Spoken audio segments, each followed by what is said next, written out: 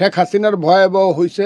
ইউনূস সাহেবের কী হবে আমি বলতে চাই না, তবে ইউনূস সাহেবকে অনুরোধ করব সমস্ত দলকে ডাইকা এনাফ ইজ এনাফ, আপনি একটা নির্বাচনের ব্যবস্থা, নির্বাচনে এই দেশের মানুষের একমাত্র ট্রেনটাকে সঠিক পথে তুলতে পারে। শেখ হাসিনা মানুষের গণতান্ত্রিক অধিকারকে হত্যা করেছে, 14 সনের ইলেকশনের নামে বাহানা করেছে, 18 সনের দিনের ভোট রাতে করে নিশিরাইতের এমপি হয়েছে, আর 24 সনে আমি এবং ডামির ভোট করছে।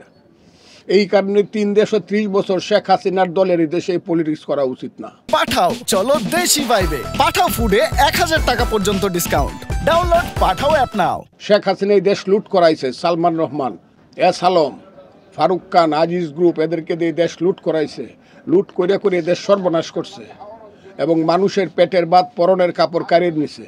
এটার বিরুদ্ধে প্রতিবাদ করলে গুলি করে মারছে, গুম করে মারছে এবং গণতন্ত্রকে উনি হত্যা করছে।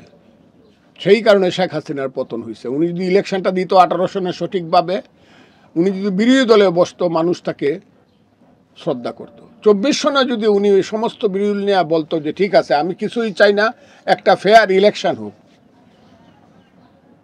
সব মিললে একটা ফেয়ারে কীভাবে করতে চান বলেন, উনি এটা করতো। কারণ আমার বিশ্বাস আজকে ওনার এই পরিণতি হতো না, যেহেতু ইলেকশনগুলো এই করছে আর অর্থনীতিতে উনি লুটপাট করছে সারা দেশ, এবং উনি হাইব্রিড দিয়ে বাংলাদেশের পলিটিক্স করাইতেছে, যেটা এখন ইউনূস সাহেব করাইতেছে, হাইব্রিড দিয়ে পলিটিক্স।